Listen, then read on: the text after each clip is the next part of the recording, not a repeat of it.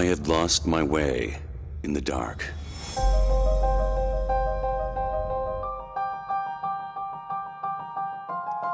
Some were against the path I had taken.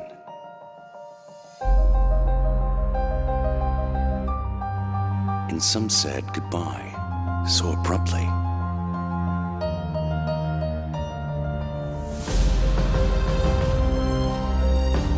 There was nothing I could do. But I am here now. Up until the moment I stood on this stage, I was afraid. But I am here now.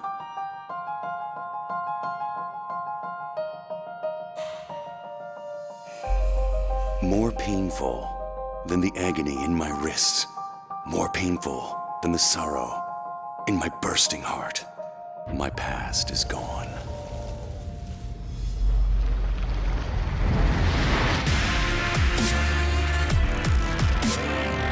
This moment that has been given to me, I wish to view slowly and in detail.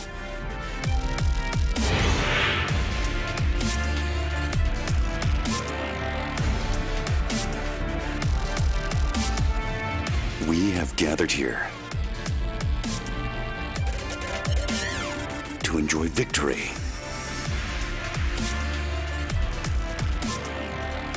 And to enjoy the moment.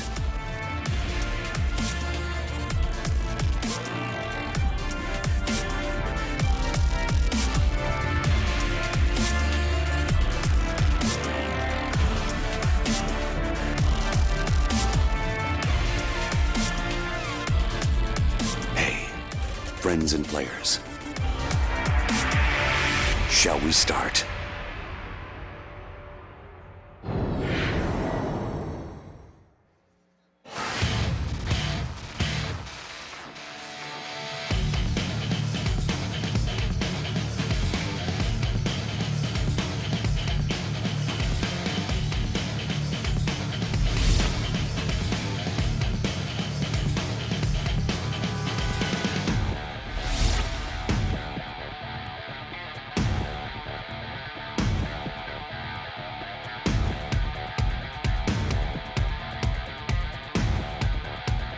Hello, ladies and gentlemen, and welcome back to IEM Gyeonggi. Of course, my name is Daniel Stephen Dracos, joined today by Martin DeFicio Lunga and Seth Helios King.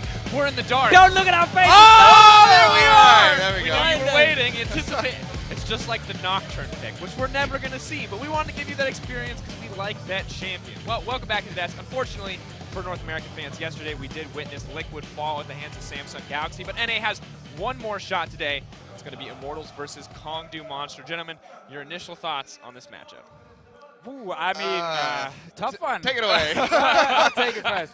I think there's a higher chance Immortals beats Kongdoo than there was Liquid actually beating Samsung yesterday. I think Immortals looked okay in Group A. They weren't like fantastic. They obviously ended up beating J-Team in the last BO3, but they also dropped the game, so there's still things to work on. But I think Immortals can definitely challenge Kongdoo a bit more than maybe we saw Liquid challenge Samsung yesterday. I do agree with that. I think that Immortals could take a game off of Kongdoo Monster. Whether or not winning that set is possible, I don't think so. I think that Kongdoo Monster are going to take this series in the end, but I think that Immortals really can put up a fight in that regard. Even if it is a 2-0 in favor of Kongdoo Monster, I think it's going to be a hard-fought 2-0. Well, you can see now the entire layout here for IEM Gyeonggi 2016 is not just League of Legends, also StarCraft and Overwatch as well. And of course, today is our second semifinal, but tomorrow we will have that best of 5 versus the winner of today and Samsung. $235,000 on the line between all 3 of these games. Pretty exciting event, of course, excited to be in Korea. Keyless, this is home for you now. But me and DeFicio, we rarely get to leave Europe. Yeah. Oh, well, you say rarely, but I mean, we you were just just in America. Except for Worlds. We were like in America for and 6 weeks Oakland and stuff. Spain. That's also Europe. Yeah, it's that is Europe. Europe, technically. But yeah, I mean, you guys, American. you have been traveling quite a bit as of late, Sifa, but it's always good to welcome you guys into my new homeland of Korea. So I hope that you've been enjoying your stay Love so it. far. Love it here. We Eat got bulgogi for bulgogi breakfast. for lunch, and literally for dinner. every meal, nori bong, PC bong, it's everything that we could ever want. But of course, here is today's schedule. Kongdoo Monster versus Immortals as our League of Legends set, moving in onto stats. Protoss player versus Buell on Zerg. And then finally, closing out the day with some Overwatch semifinals, African Freaks Blue versus Lunatic High, and LW Red versus Rogue. And Achilles will be casting, I believe, later today. That's true. I think I have that Africa Blue versus Lunatic High matchup, which will be a really interesting one. But for now, we can focus on the League of Legends. Of course, we've already talked about this briefly, but of course today is going to be We need more schedules, man. Best of 3, best of 5. We're going to show you the schedule as much as we can. If there's a slide, we're going to talk you about don't it, damn understand. it. Internet frequently complains that we don't give you this information, so here it is, a bunch. Here it is again, Samsung. And of course, so Samsung beating Liquid yesterday. That was the one we just talked about. You know, Samsung kind of, stumped the second game. Do you guys First know game what's was going close. on? Viewers, are you following this? I'm not sure if we're Well, really nailing there's an this. empty box here, Achilles. What does it mean? I'm going to take a stab and say that one of those two has to go into the box. But only one. And that's the key thing. Only one team can win here. There is no tie in a semifinal. Yeah, this is in Europe. As a be European, weird we if there was a struggle with tie. that concept. I don't understand. That's why we actually don't wear ties on Yeah, the it's broadcast. just because absolutely we just zero ties. abandon them. These are the guys playing. I mean, come on, Sifa here. This matchup is actually going to be super cool because Flame and Dada from Immortals look pretty damn good in the games they played. And they played a lot of games in Group A. We actually saw a ton of Immortal games. Kongdoo Monster, the entire team played well, except for maybe Edge in a certain team fights where he was kind of like in the front getting caught. But Soul down the bot lane was an absolute monster, so I can't wait to follow him against probably the weakest member on Immortals in Cody Sun. Like, it's a massive mismatch. Yeah, I think that the entire bottom lane right now of Immortals is the weak spot. Cody Sun hasn't been playing that well. His KDAs in these games here at IEM so far haven't been very strong. He usually has more deaths than kills with some assists in there. So he's kind of playing more of a support ADC role for the rest of the squad, namely going to be Dardoch and Flame in the top lane. Pobelter as well doing some work, but not going to be the shining star compared to those two. And of course, Ole coming into the support position, the other big question mark for this team. Played a variety of different supports in his games, but weren't really sure exactly what to expect from this guy. And this is understandable considering that Ole had just been signed to Immortals. They have a very limited time to be playing together. And even though Ole speaks English pretty fluently, that doesn't mean that they're going to mesh immediately. So I think that this Immortals squad has a lot of potential moving in to the LCS next year. But I don't know if it's going to be enough to get them in to a victory here. Well, let's take a little bit of a deeper look at one of the teams.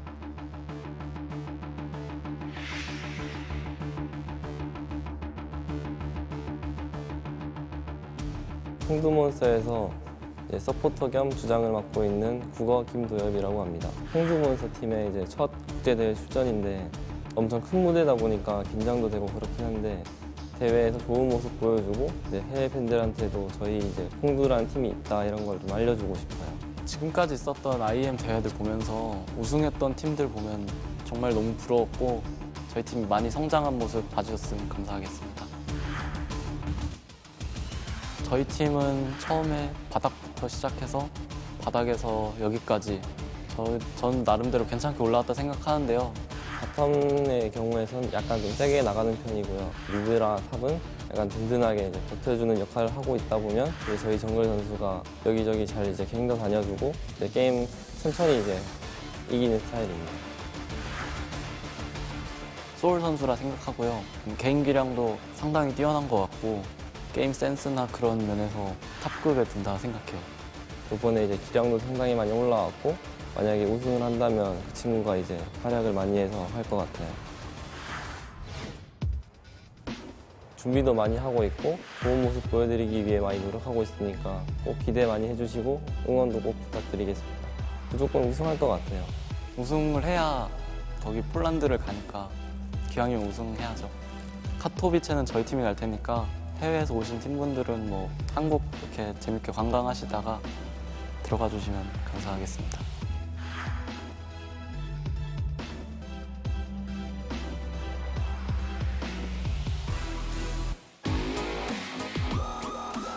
Really like that strategy insight coming in when you talk about their team style. We got a jungler, he ganks sometimes. Our top and our mid do their role. But our ADC, man, this guy does work. I just want to say I really love their new uniforms. Poor Kongdoo didn't really have much going on, but now they have the suits, their Overwatch teams coming in like suspenders and overalls and all this kind of stuff. Really nice turnaround on their uniforms, but it's going to be interesting to see these guys go forward. As you said, they have been doing really well recently. We saw them start to improve back during the summer promotion tournament when Kongdoo Monster made their way back into the LCK after getting knocked out in spring. They were the second best team in Challenger at the time, but they completely smashed Bennu at the end. Yeah, I just really like this story. If we look all the way back to the spring split, obviously here in Season 6, where they were like the worst team in the LCK. Yeah, they were like a smart team. They could play poke compositions, but they just didn't have the players to like beat some of the top teams. So they ended up obviously dropping out. As you just said, Achilles, they made all the way back in, got Punch in the jungle, who is much better than the previous jungler, and then qualifying into LCK, second place in Casper Cup, and now actually looking really, really good here at IEM despite only playing 3 games because they just stomped basically their way through Group B. So I think Kongdoo Monster can definitely challenge Samsung if they make it to the final, and they will be favorites here despite being a team that recently just came back into the LCK. And of course, you can see that roster on your screen: Roach, Punch, Edge, Soul, and Cougar. And as you mentioned, the clean record sweeping through their group, that win versus Dark Passage, and the 2-0 over Giants, as well as that steadily improving performance in Casper Cup. Now the question for me is going to be how they're going to stack up against the competition, how they're going to look up against Immortals, because while this team has been improving, Immortals, a lot of question marks as to how this roster is going to do. But let's get a little bit more insight into exactly how Immortals works. 안녕하세요. 저는 이모탈즈의 미드라이너 포벨터입니다. 만나서 반갑습니다. I was born and raised in America. Even though I have a Korean background, both of my parents are first-generation immigrants from South Korea. So I was the only member to return from last year's Immortals roster. So I think that all 5 of us are going to have to perform really well. Just because we're so new, I won't be that disappointed if we do too poorly in this tournament.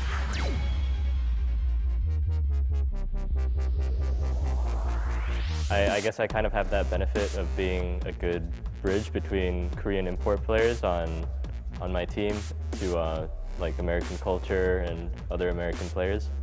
So that's sort of what I've been doing for the team, I think. Kind of been helping translating while Flame and Ole get more comfortable with speaking English with everyone on the team. I think the biggest difference between Korean players and just native NA players that I've played with is just that Korean players just are always thinking about the game, and not only that, but they're always communicating about the game and sharing ideas with their teammates.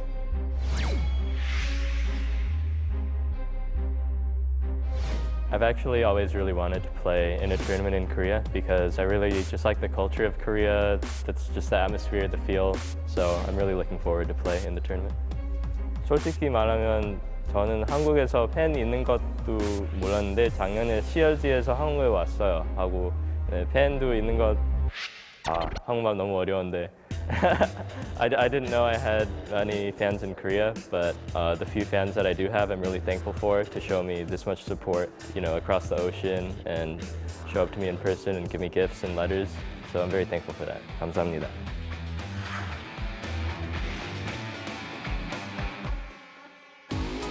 Oh, Pobelter. You're He tried. potentially poor Korean. I can't tell if it's good or bad. I'll assume it was poor Korean is endearing to us all. It's better than mine, so. That's a start for sure. Probably not very It would hard, probably, but I don't know we've how probably it's a really very low close to you bar. as well. Yeah, we're probably pretty close to where you are already. I like this roster though from Immortals. I actually think they put together a very strong top side of the map, especially like Flame, Dardak, and Pobelter is a very good trio, especially in the NALCS. And judging from what we've seen so far this tournament, Dardak and Flame already has synergy together. And if you're gonna beat Kongdoo Monsters, it's not gonna be the bot lane that carries. It has to be Flame and Dardak together going off, taking down Roach and Punch. Otherwise, I really don't see Immortals like winning these games. Yeah, I think if you had to rely on the bottom lane, it would be pretty much hopeless for Immortals at this point. It's just, the synergy's not there. Like I said, I think it really does have potential. They just need some more time. And you never know, they could show up today. They could really surprise us. And I would love to see that happen for them. We'll see if a day and a half is enough time. Flame, Dardak, Pobelter, Cody Sun, and Ola, of course, the roster. You can see they did drop to Samsung very quickly, actually, in that second set. But we're able to pull it out against J-Team 3-1 over the course of the day, as they did play them twice, both in the best of 1 and in that best of 3. And pretty solid record across the board. But we have to remember this is a new Immortals lineup. And yes. While the feature was talking about Pobelter, focusing on him, I think he's one of the few members that we kind of know what to expect from. The rest of the team is the question mark. So, harkening away from him, looking at the top lane especially, Flame, how do you think he's going to fare?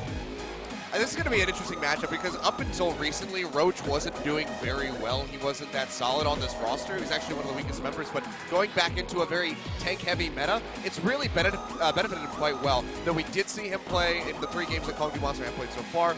We did see him play that Jace game, but other than that, it's been the Nautilus, and he's been known for his Poppy in the past back during the spring split. So this suits him quite well. Whether or not he'll still be at this level of play when the meta shifts, we're not sure. But of course, he's going up against Flame.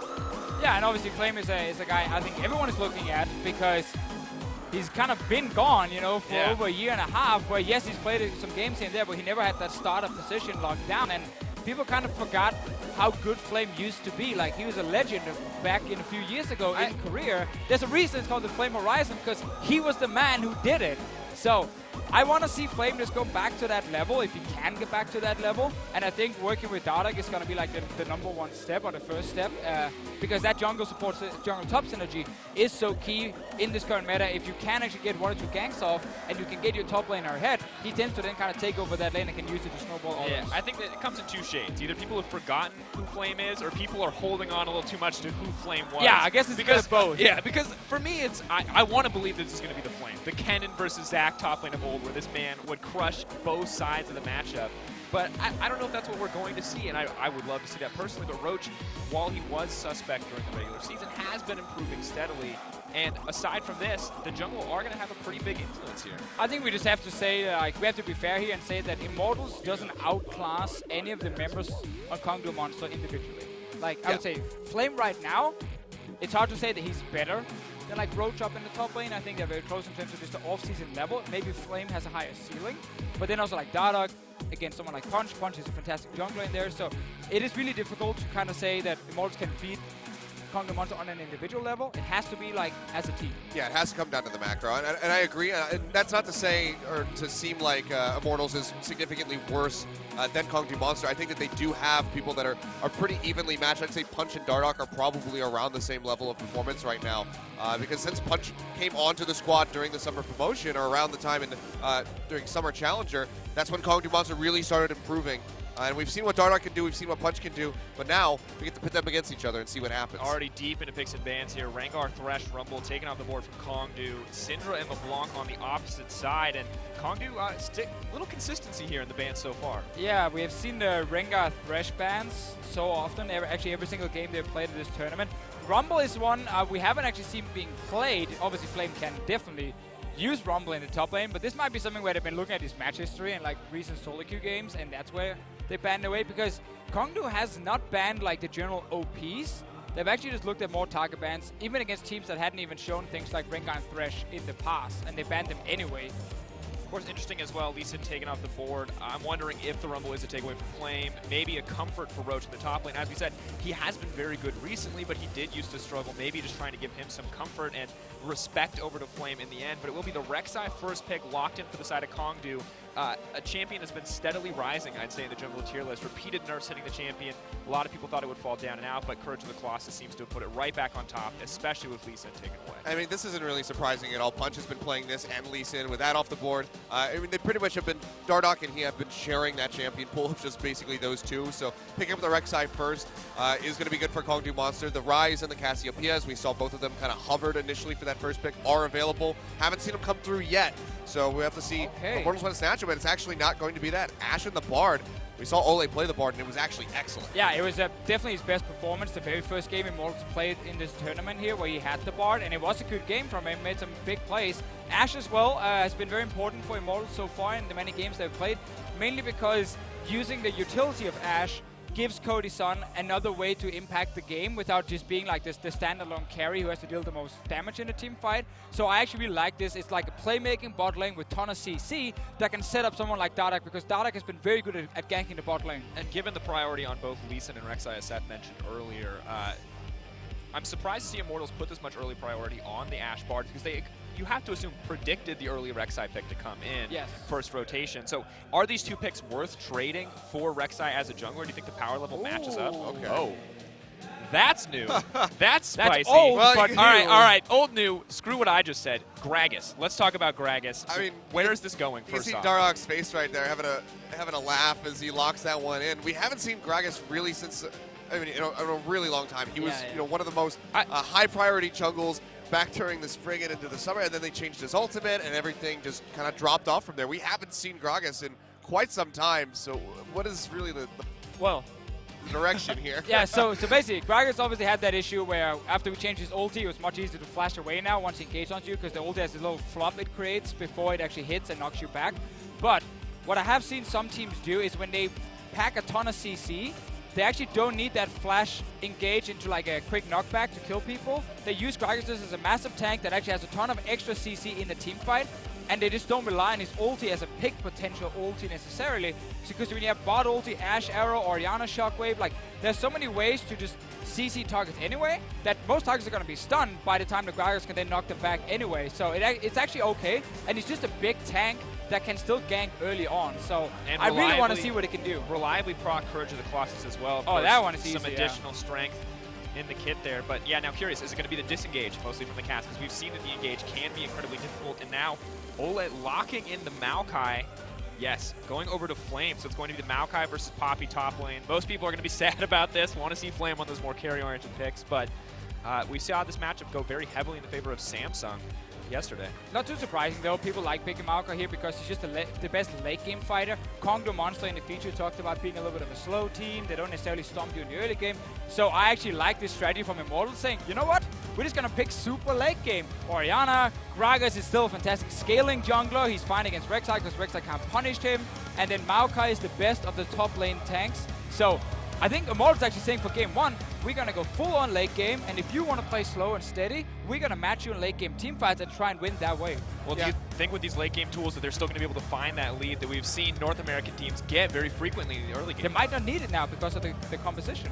Yeah, just to touch on the bottom lane, since we didn't really go over that one, the Karma and the Ezreal coming through for the side of Kongdoo Monster, something very safe. You have that Arcane Shift to get away from the Ash Arrow. So Soul going to be able to dodge out around that, avoid that CC so he can't get locked down. He can just keep firing off those missile shots from the back line. Yeah, there's the Ash Arrow he can get out of, the Shockwave, the Gragas ulti. Like, Ezreal here is actually a fantastic pick, really good point, because he can stay so safe in the back. Yeah, I mean, the only thing that's going to be able to get him is really going to be that twisted advance from the Maokai. Yeah. Looks like this is it, ladies and gentlemen. Semifinals, match 2. Let's send it over to Papa Smithy and Freak to get this one underway.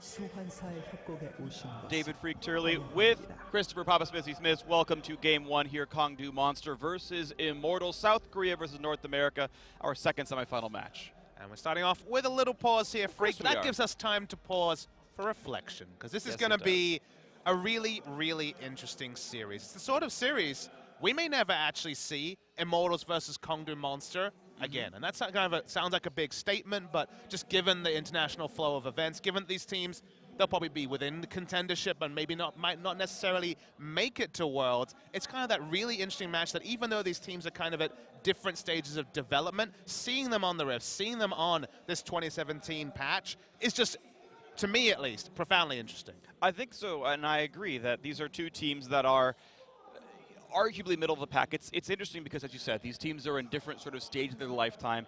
Immortals are a squad that came out, and earlier in the show you saw their records. They were #1 regular season spring split, #2 regular season summer split, and yet both times failed to do as well as they should have in the playoff run. And then, of course, that history, you have to wonder, with only Pobelter as the common name, is this Immortals? Because Immortals, just like Team Liquid, kind of has a meme around them. That, you know, they're the almost men. They can do it in the regular season, then they don't get it done in the postseason, but they don't have the same coach. They don't have 4 of the same players. This Immortals gets to redefine who they are, and winning an off-season tournament would be a massive step to that. So that's kind of the fun thing for them, is that the old Immortals, sure, the logo's the same, sure, the mid lane is the same, everything else is different. Whereas you have that in the counter storyline with Kongdoo Monster, who did the thing that you never see in League of Legends esports. Got relegated from the Premier League, got relegated from LCK, changed only a single player, didn't change their whole roster, single player, played through challenges, stayed together, dominated that, finished first, got re-promoted, and now we get to see the benefits of hard work, the benefits of staying together, because there's, we're in Korea, so clearly imports is not a big story here, but rosters do shift, that's just a reality. And the fact that they stayed together and have improved so much, it's kind of a heartening thing for teams that, have often been broken apart, or, imports have come in. It's a different story, and it's a unique one for League of Legends esports. Yeah, and what's interesting is, I think technically at this point in time, it means that Kongdoo Monster might actually be today's best League of Legends team. And I don't mean that they're going to win Worlds next year, because you have teams like SKT who are going to get back into practice. You've got the KT Super team who's probably practicing now, and they can be insane. But today in December, Kongdoo Monster are maybe the most skilled League of Legends team on this day, on this patch, with this level of form. And they're up against Immortals, who are just coming together. And it's a very qualified statement, right, Freak? You were qualifying it, as you said. No one wants to say Out of Bjergsen's practice, greater than Samsung. Faker. Like, we're not getting any snippets out there. I'm sure someone's being creative on Twitch TV clips and trying to get something cool. But what it basically means is that, given the scenario we're in, given what we've seen from Kongdoo, who didn't have dips in performance like Samsung did, for example, they've looked really clean in a time when a lot of teams are still changing roster, and a lot of time when teams are kind of scrimming or on holiday. At this tournament, in this moment of time, with a very qualified statement, they've looked the best team at this tournament, and that's still something. Yeah, and I mean, we even saw that in the previous tournament. They got second place in the Caspa Cup, only dropping to Rocks Tigers, who have lost their entire roster practically to this point as well. So even the only teams that have beaten Kongdoo Monster in the last month no longer exist in the same form. So they've got a track record for them, and it's up to the blue team here, the South Koreans, newly returning to the LCK to stay on this top form. We had seen exciting off-season Korean teams before. For example, ESC Ever, unfortunately, were a bit disappointing after having a good Caspa Cup run and a good off-season run, but Kongdoo Monster maybe can do a bit better than Ever did and become a top-tier team. And I'm a bit of a sappy one. I like a feel-good story, Freak. I like to know there's a happy ending, and I followed the Rocks Tigers. I saw their ascent from nowhere into somewhere. I saw their struggles last year. Sure, they didn't win the big one, but they won LCK, and that was exactly what they stayed together for. And they're gone now. The Rocks Tigers organization will field a team, but it won't be the same story. I feel like this is the new feel-good story. Kongdoo stayed together for the kids, let's say, to use another kind of illusion. Sure. And they look so much better for it. And I hope this team can be a contender, because it says something about staying together if you feel like the parts are there, even if immediately you don't get the results you want. Absolutely the case. So we'll see what ends up happening in this game, as we have Dardoch going for what he's been doing pretty much all tournament long, which is camping for Flame, but that Maokai needs level 2. Gets it now, and as the trade starts, here comes Dardoch. So how good is Roach's W going to be if he even has it to block this all out? There's the body slam flash, there's the first blood, and honestly, I feel it's a mistake from Roach because it's a very predictable gank path. Hey, the pathing is something that should have been predictable when they knew that bot lane didn't leash. We know now from IWC All-Stars that you get that level 2. It's something that's common to a lot of people, but some people were surprised that on 623, before the adjustments in Krugs, you get experience from red into Krugs, 2 camps to hit level 3. Gragas very, very strong at level 3, but they give away the information that they are on the bot side of the jungle, and Punch wants the blue buff steal. Well, he's going to try to steal, can't do it, good smite away, and that's not going to be really any opportunities here. We get to watch how the rest of the laning phase goes here in this one. Of course, a blue buff steal is nice, and also Edge with a momentary lead in the mid lane over Pobelter means a 500 gold first blood is a 100 gold lead for Immortals. And we get to kind of work out this Gragas pick, because now we're taken aback. 2 picks this tournament have stuck out like sore thumbs. They were Talia on the first day of the tournament. We didn't think that was going to be in the meta, especially not before some of the buffs and later patches come through.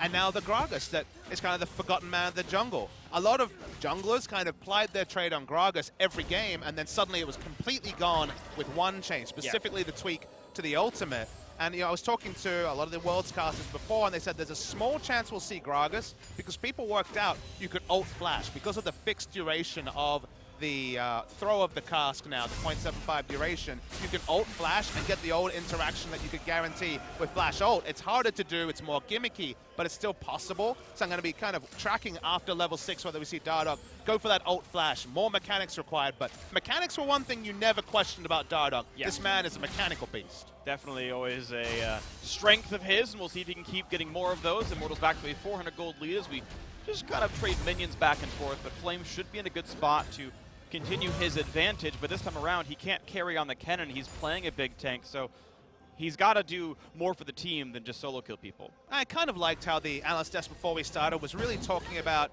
you know, expectations for Flame, because Flame is a name that will never leave the League of Legends vocabulary. Flame Horizon, coined by Monty and Doa, is one of the most iconic phrases, the 100 CS advantage. And it wasn't just that he did it once. Of course, he was famous for getting those big advantages. CJ would set up the slow push, his Shyvana would get a 100 CS lead, and from there the game was over. That's not the Flame you see anymore. The Flame that's played the last 2 years when we've seen him has become much more of a team player, much more about the ability to teleport in. In fact, if I talk about his strengths, it'd be tank play and flank teleports, which isn't the Flame that kind of revolutionized the scene that people remember so fondly. But he's a very, very good team player now. And I actually have more question marks about whether he can be a top lane carry when the meta shifts than about his tank play, because his tank play is top tier.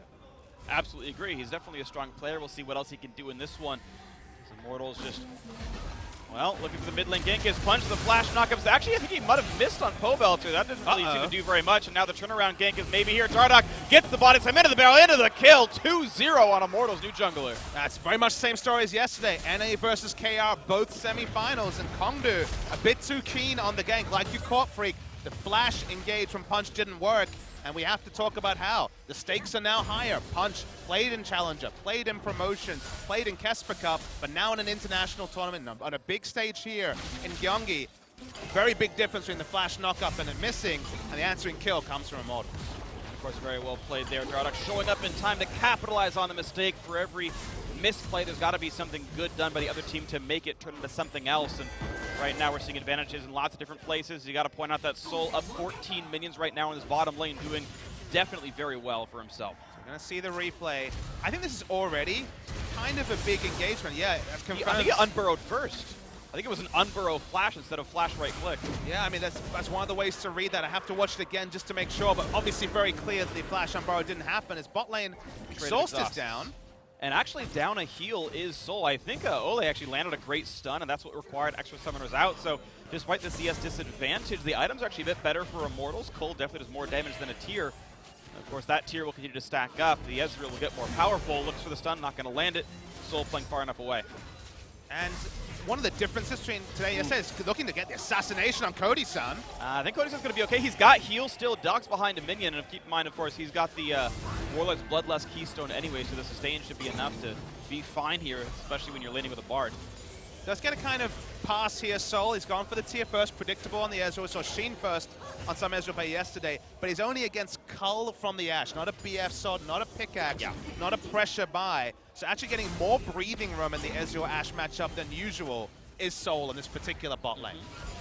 Yeah, and of course it was a recall dictated by Soul. They had the lane pressure, they had the push lead. They said, yep, we're going to go for the tier recall that we know is too early for you to buy BF sword. So the matched item was only Cole and Boots, as you had mentioned before again.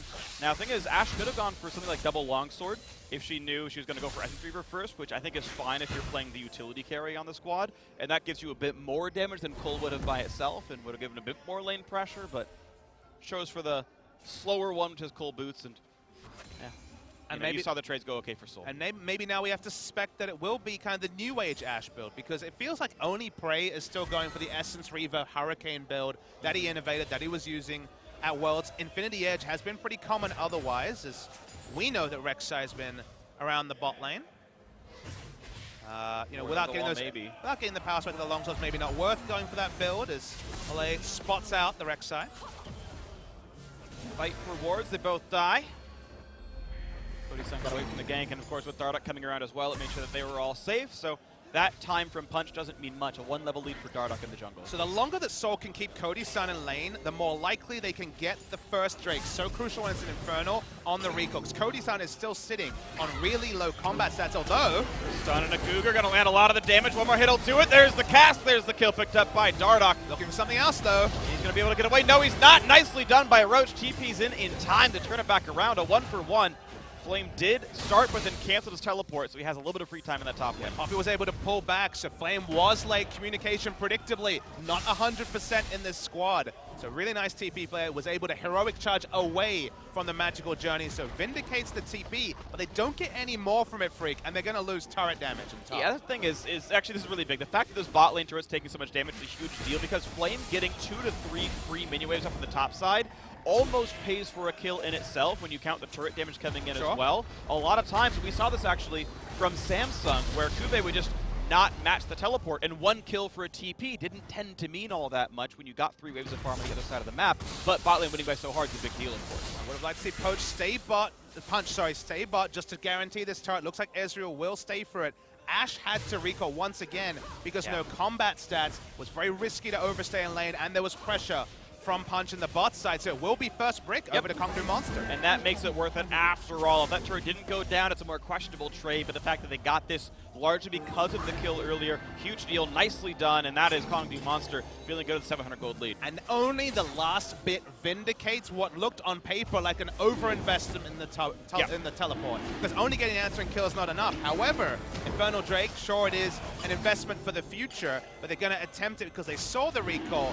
Punch is in vision, they know he's around, but Immortals, they're DPSing down this Drake.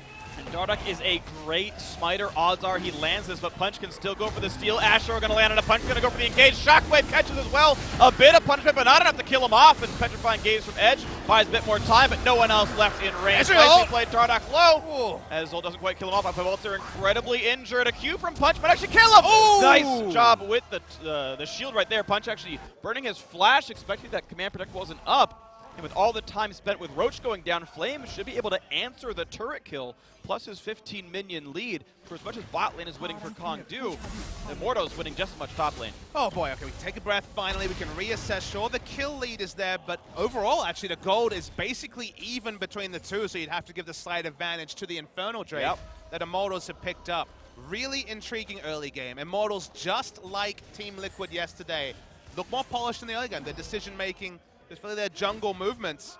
We saw a big lead for Reyna. We see a big lead for Dardoch in this game. But how much will it matter?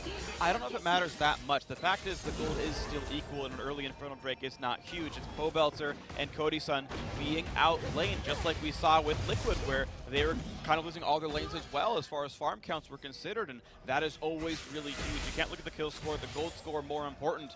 And I feel like Kongdoo Monster, even if they're technically losing via scoreboard, have the edge right now. Now let's look at Immortals and assume that we don't fall into the same trap that it always goes. Obviously, the Fisher and Pulse were talking about it. The standard way that these matches go is that the NA teams find it hard to close out the game in the late game.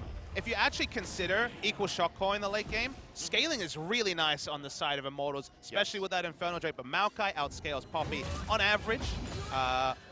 Orianna certainly does outscale Cassiopeia, and Ashe versus Ezreal is kind of a wash, but Immortals have the slight scaling advantage because of the Maokai in particular. Infernal Drake is another investment towards that scaling. So if they can just play their game, they don't have earlier power spikes like Team Liquid did in that game one. There's still a world where Immortals just win late game team fights. Definitely a possibility here, so we'll see if they can do it. It's always a tough road up against Kongdoo Monster, who had some very good late games in the past, especially watching some of their Kespa Cup games. They had a great comeback win over Rocks Tigers in game one of that final, and that was late game team fighting and some pretty impressive prowess. So maybe that Kongdoo Monster reapplies itself here. But otherwise, yes, we are in a close game. We've got to give both teams a fair shake on this one. Nice trade in the top lane. Flame versus Roach. Kongdoo putting their forces towards the mid side of the map. Dardoch wants a bit more. Not going to find the kill onto Punch, though, and doesn't pull the trigger on his ultimate. For pressure around mid lane. Ooh, that's an arrow landing onto a tank, and yeah, no one is there to follow up. I think he was hoping it was Cougar. Didn't land on that target, and if it's not Karma, out they go. And just with the distance, it probably wasn't. It's teleport, though. It's a really deep one. It's a very ambitious TP flank. I don't think anyone's in range for that at all. So Roach burning a 5-minute cooldown. Smart by Immortals to make sure they went to the left-hand side. If they did go through that, choke through that brush and didn't see the TP coming, they maybe could have gotten popped up and killed, but good enough awareness by Immortals to get away from the gank path. The ward was just about to time out, so maybe Roach got a bit high. Feels like, oh, this is the only time I can go. We can do this. They might go that way. They didn't. Of course, as you mentioned, a long cooldown is wasted for no gain. He just has to walk, saunter his way up to the top lane as the minion wave is pushed in. Gonna be pressure around mid lane. Ezreal's out of position. They turn off the turret. The flash to not quite gonna land by Ole. It's a flash follow by Gugur to kind of get himself out. So a trade of flashes and an ultimate down. Looking for the play onto Cassiopeia. Won't quite find that there. Roach has to roam back down. Immortals sitting with 5 in the mid lane, not getting much. Bit of a small mistake. Edge actually flashed early, and if this was the previous Gragas where there was no animation between flash ult, you could understand it. But given the new Gragas ult, you can comfortably flash during the duration of the cast throw. So I think too much respect for the situation, or perhaps just nerves, means that Edge now no longer has flash. That's, of course, an important cooldown to deal with. Now Darda can go for the easy follow. We know Cody Sun's ulti is back available, and it's something that I really like about what Immortals have drafted here is every single person on this Immortal squad has some hard crowd control. I've seen so many games where a team has the advantage, but no way to push the issue, no way to bait opponents in and then catch them out, or like the only catch is a Malphite ultimate on a 2-minute cooldown. This time around, Immortals have a plethora of ways to kill someone off. And I like this drafting. Oh, Nice try. I like this drafting specifically when you're a new roster, because if you only have a single engage tool, when you have mixed language, when you have low synergy because you haven't had time, that person's off, suddenly you don't engage, suddenly the game goes long and Korean team outscales you. We've seen that before. When everyone has engaged, someone's going to make that engage freak, and then following up on someone's engage, much more straightforward. And the question, though, really becomes who can land the engage that they need. Ole tried with the ulti under the turret, couldn't land the Q because Gugur flashed it. Cody Sun has had 2 unlucky, we can say, Ash arrows in a row. I mean, going for an Ezreal hard in the first place, maybe not the best target regardless, but have not found those openings in quite a while, Immortals.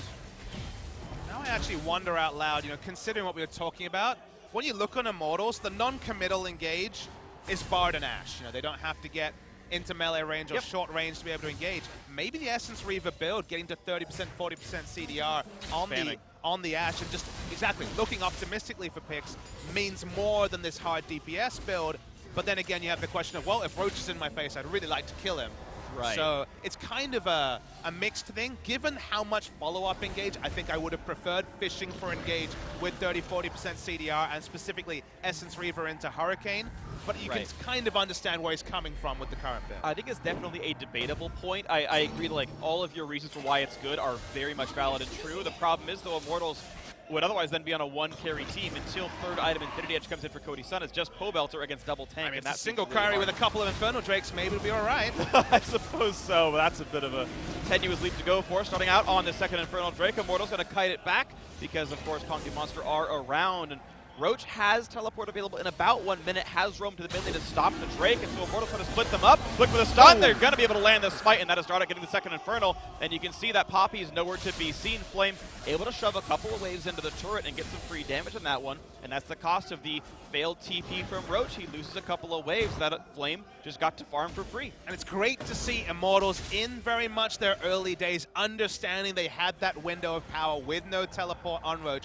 Clearly the timers, communication, that part pass marks for Immortals. They've now got 2 Infernals, the most you could ask for in terms of investment banking with their particular lineup. And I guess you should know, it is only BF Sword Zeal. Now maybe there could even be a team discussion about where to go, because he hasn't committed to either build path. He really can choose in this one what it's going to be. He'll finish the Hurricane, maybe Phantom Dancer, but I doubt it, and then go on from there for what they actually think they need. But you're right, that can be considered, and I don't think either is objectively wrong, just changes the play style slightly. Ole not going to find the stun into Roach, though the team was around, didn't see him in time, I think, to go for the Q. And it's a rotation down to the bottom lane. Flame 1v2ing for the mid lane, 1v3 soon as Punch is coming. And looks like Flame not being really contested here. Shockwave's going to land. A little bit of damage here on a Roach, still slowed down by the dissonance. Here's the Magical Journey. They can land a little bit more CC. Maybe they can force the flash. It's not going to be enough. Just forcing him out of range, so that should still mean bot outer is a freebie for Immortals. Exactly. This still gets pressure and time for Cody Sun. What's happening on the map? We see Cassiopeia in top. Looks to be able to take down a turret. It will take a while, obviously, but they'll answer it. Immortals have the inside track on an inner turret. Exactly. Gonna keep going, and so far, Kongdoo Monster out of position. And Immortals have a much larger minion wave as well. Certainly, it's enough here for Edge to get the kill off, but you're seeing Flame easily control mid lane. That True Shot Barrage helps a lot, but it should still mean a bot lane. 2 turrets killed before even the first one is dead in the outer top lane there. So a good allocation of resource by Immortals. They played it right. They pushed out Roach so he couldn't wave clear, and that meant 2 turrets for 1. What this means in the late game remains to be seen. Gragas also having all the gold when it comes to kills. It's not ideal. He'll be very, very tanky, but they already have Maokai to fill that role, and late game Gragas damage hasn't been tweaked, still is very much on the low side, but you have to love specifically the Orianna Ashe and the unkillable front line that we're putting together. Ezreal, even when he picks up Blade the Ruin King and Lord Dominic's going to take plenty of time to get through a front line. And Cody-san, probably the biggest question mark on this roster in terms of current performance is on a utility carry, but will need to be a big damage threat in the late game. He's the only one with true consistent damage. Absolutely agree. He's going to have to team fight well. And the one thing I've noticed from recently promoted challenger to LCS level 80 carries is their team fight mechanics are usually fine. That's one of the easier things to do, I think, once you're like a challenger solo queue 80 carry. The difficulty is laning against the world's best and making smart choices in a nebulous mid game, where games like this are nothing like the games you play in solo queue at home. And so if they just get in team fights, I think Cody-san will perform just fine.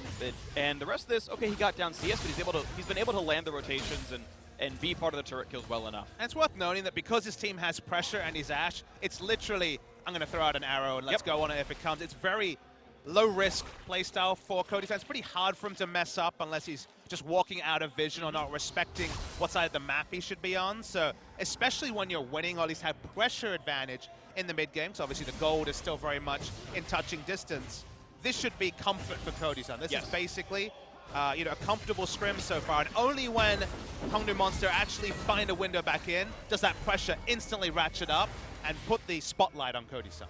It is still important that Immortals continue the pressure, though, and actually play aggressively enough to continue to grow advantages. They're only up 1 turret, only up 2 kills. The gold lead shy of 2,000. So, as you mentioned, gold within touching distance. Yes, this is anybody's game to win right now. Small edge to Immortals if they can keep this pressure on.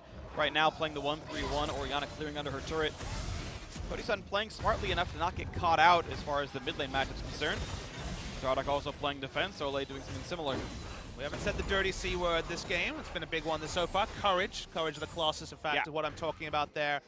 Gragas, just to check in. I talked about how Olaf doesn't have Courage of the Colossus, so I'm not a big fan of him in the tank meta from the jungle right now, even if he's still a great duelist. Both Gragas' E and R, his dash and his ultimate, proc Courage because they're hard CC, they're displacement effects. So he's able to use it. Soul is stunned. Yeah, a bit of an aggressive flash by Pobelter. Was expecting Soul to not arcane shift the arrow, but of course he's a good enough player to get that for sure. And Pobelter missing his flash for that. There's a knockback on a punch. Good damage. Shockwave not going to land in time. Wide. Unlucky there for Immortal Pobelter. Aggressive flash and a missed Shockwave means nothing for 2-3 ultimates. And the big upside of going Trinity Force early 20% CDR, no CDR boots, so has that there. Was actually able to arcane shift both the base, still has flash up, which is pretty amazing given the CCs he had to respect. And now Kongdoo Monster, they're trying to ratchet up the pressure instantly. Yeah, the tenacity to go for a Baron roughly in sight, but they know 3 missing ultimates means a fairly easy battle. There's the quick jump away with the magical journey. Roach did teleport into flank, and Flame crucially held on to his, was confident enough that his team could force them off the Baron. Nice attempt for the flash Q, but of course an even better sidestep by Soul to get away from it. Ole unable to find these crucial bindings. So to understand what happened there, they actually only started Baron because they had the flank ward they did around red buff. You know that because Punch actually smited the Baron for health at about 8,000. Obviously not anywhere near secure range because they thought they were going to turn and teamfight and he wanted to be healthy. Second time that Roach's teleport doesn't pay any dividends. Boppy doesn't find a flank. Nothing changes. So Kongdoo using the Baron purely as a vessel to find an impressive team fight and fail to do so. And it was a smart idea. 3 ultimates down. The next team fight is going to be your advantage. Let's pull the trigger as soon as possible. But sadly, Roach has not found the appropriate TP flanks, really. Now the fight for the mid lane outer turret, but enough CC that Flame's got to be respectful of this one. Kites back, but down to only about 1,400 HP. This is a squishy enough tank now that Edge could burn through him. And unfortunate for Immortals, good for Kongdoo Monster. A low HP tank right as Dragon respawns. Looks like it's going to be Cloud, I think, and Kongdoo Monster have the edge in going for it. It's not an Infernal, so it's not the worst possible punish. Flame also, Sap Magic comes through, suddenly at a manageable health total. Cloud is taken, I know it's one of your favorites free. It is, it's good. Don't disagree, especially after the latest buffs, but the next Infernal will be up, and it's certainly going to be the fighting ground that Baron now and Drake are both really high priority, because if you just get a casual 24% extra AP and AD for Cody, Sun, and Orianna, that's pretty happy times for Immortals. Definitely would be. We'll see if that happens right here. Infinity Edge is going to be the completed build here for Cody Sun. Just got it on the recall, so important to note, big power spike in for both marksmen, actually. Sol now has Muramana himself to go with the Trinity Force and the cooldown boots. So first really, really huge spike in for both these marksmen. Should be, much more them-centric next fight. And I'm really excited to watch and track Sol in these late game team fights. You saw in the pre-match interview, everyone was kind of the opinion, Sol.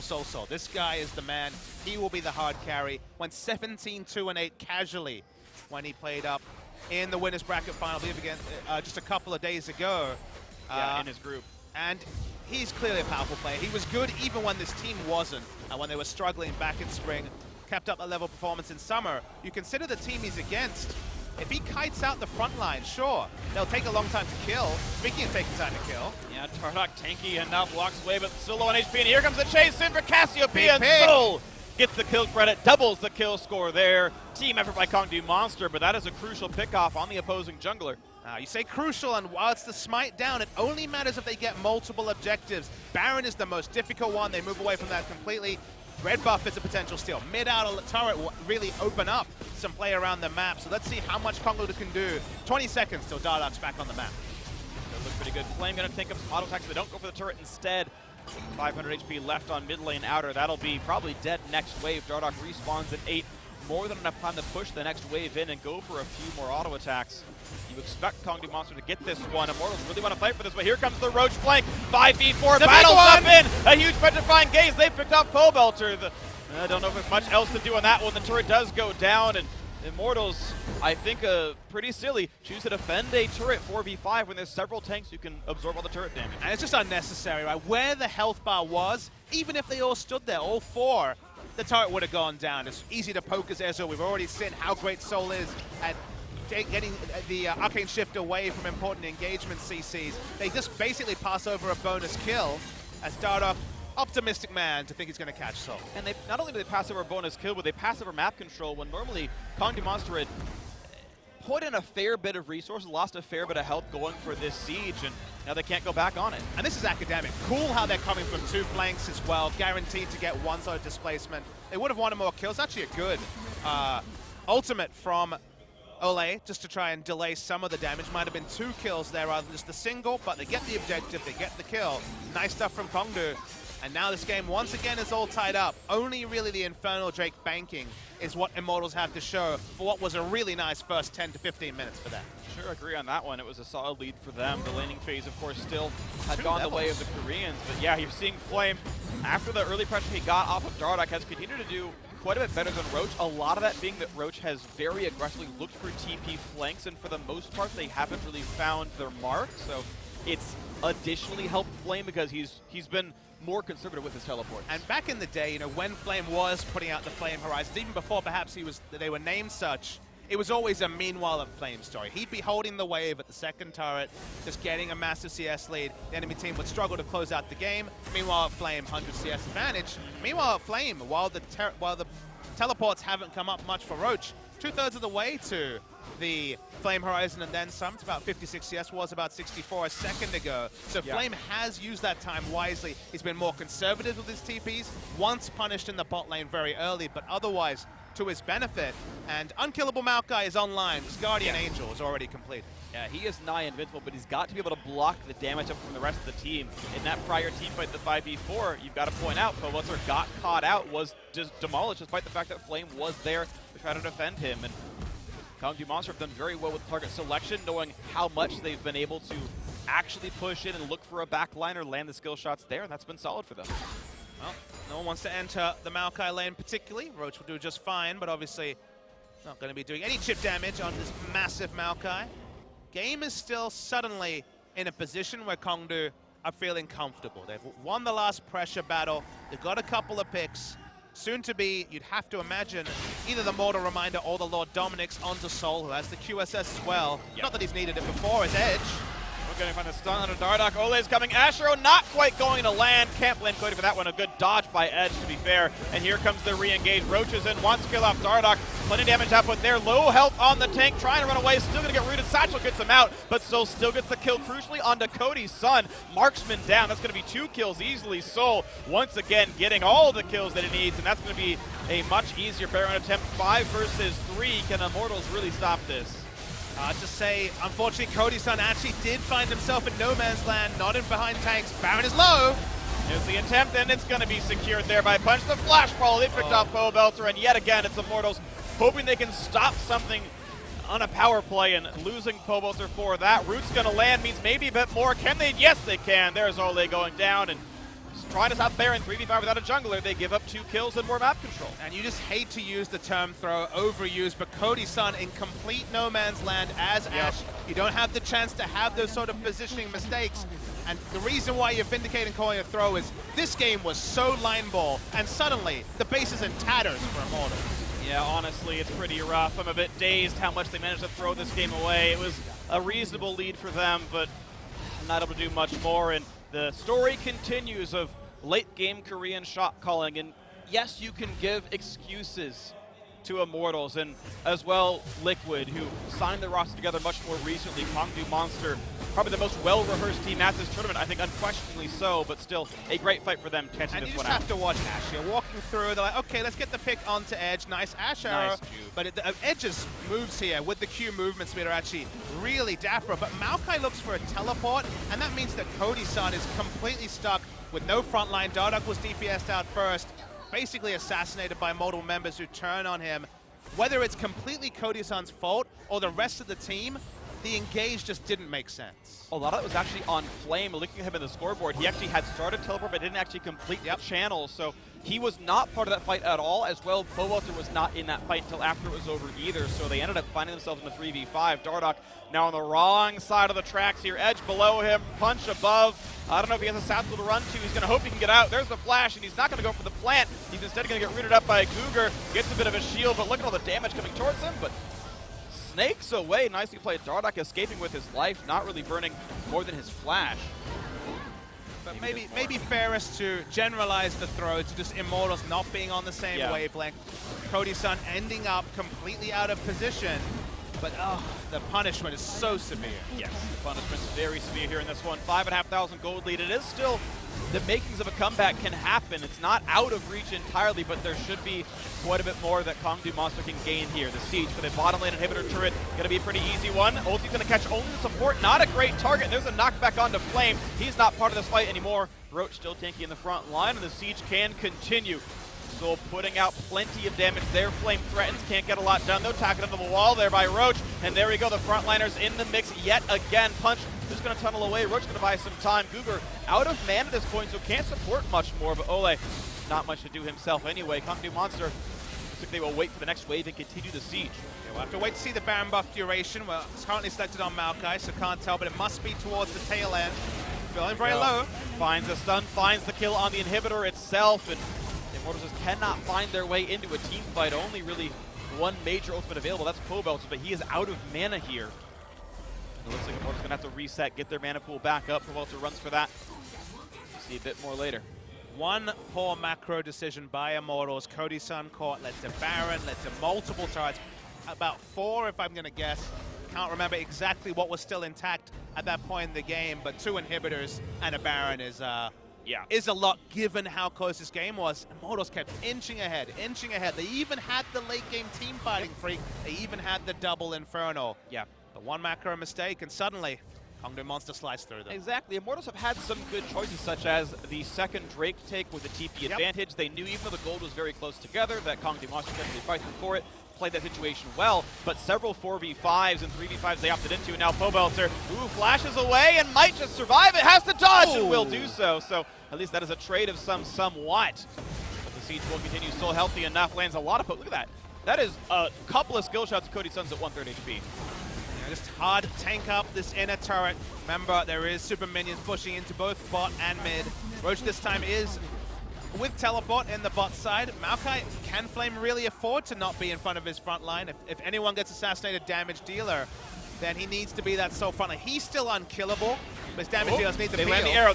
Instant cleanse. Nicely played by Edge. That could have been actually a pick-off. Ole gonna land a double ulti. Maybe this is the fight. Immortals need this desperately. Can they find something? Clutch gonna go for the knockup on Cody's side. Look at the damage up and onto poor Ash. Has to flash away and still goes down to Edge. One pickup there and a nice juke by Soul. Gets away from the shockwave. Still playing immaculately here. Cannot go down. Already the 1-for-0. Looking for a bit more. Roach tanky. Pulls Flame back into the team. That'll make it a 2 after his Guardian Angel pops. This should still be a follow-up kill. Shouldn't be too hard. There's the pickup on a Flame Soul. Another one on this Ezreal playing so well. Another tackle makes Ole go down. Kill credit goes to Punch. Why not for him? 10-3. Turrets going down. Game 1, a 35-minute affair. Gonna go to Kongdoo Monster, and they are 1 game away from their 2nd straight tournament final as the Nexus goes down. 1-0, 1 more to go, Kongdoo Monster. Soul's situational awareness in that last team fight was immaculate. This guy is top percentage AD carry. We will see plenty more of him in the LCK. Kongdoo Monster win. That part isn't a surprise. They came in heavy favorites. If I'm an Immortals fan, I watch that game and I'm heartened. I'm a bit sad that they can't stick the landing, but it's so early days for this lineup. But the fact that they could control the early game, just like Liquid did yesterday in Game 1, is good news for Immortals fans. There's still things to love about them, even if everything didn't come together at the end. Yeah, it's very interesting because on one hand, I agree with you that it's a new lineup and doing well against an LCK team is a positive situation. On the other hand, Immortals always said their goal is to go to Worlds. Their goal is to be a top caliber team to represent North America well at the World Championship. And I don't know if in 2017 Kongdoo Monster is that measuring stick. I'm going to give them the reprieve of the always of the past. It's not the always of the future for Immortals. Everything is gone from Immortals. This is a new team. Nice victory for them and really interesting to catch Game 2.